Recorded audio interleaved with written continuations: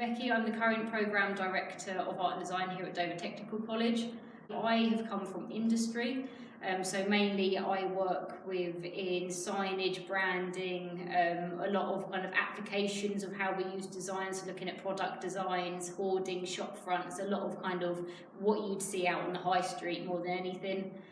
We also have Brad, who's my colleague, who's also another lecturer in art and design, who specialises in the fine art side of things, looking more about art history and backgrounds. So in the level 2 diploma in art and design that we offer here, you will learn an array of different techniques and skills within art and design. So mainly with myself, you'll be looking at software, we'd be looking at the Creative Cloud done by Adobe, we'd be looking at possibly getting the cameras out for some photography. We've also got a wide format printer and some vinyl cutting and possibly some screen printing that we can do.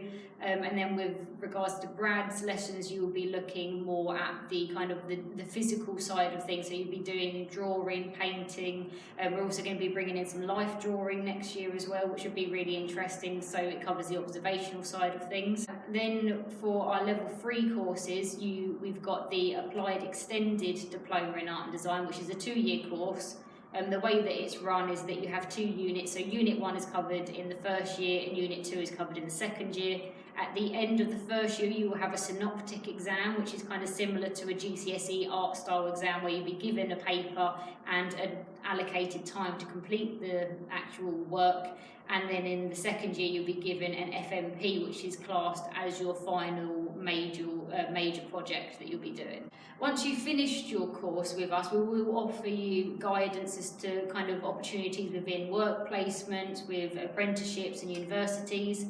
So if you were to go to university, the options that you do have is obviously there is a wide array of different art and design degrees that you can do. So you can either look at doing a fine art, you can look at doing illustration, graphic design. There's also game design that's now obviously an option, and by doing art and design you've got a basis to go into that as well. I started as an apprentice as a design operative. I then went to do artworking, and then I progressed on to be a graphic designer.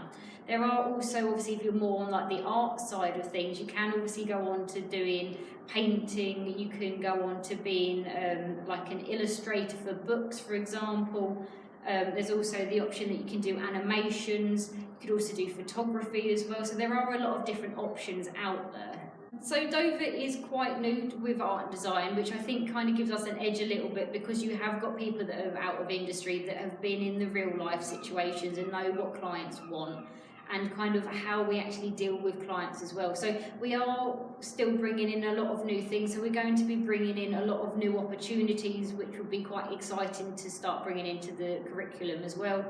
We have got some really nice facilities here. We've got 15 Macs in the room as well. We've also got a separate room which is going to be more of an art room, so we can get doing some sculptures, we can do some painting with some easels, some Wacom tablets, so that we can actually do digital drawing. So we're bringing in the fine art side of it to the digital side by allowing you to physically draw on these tablets to put them on the screens.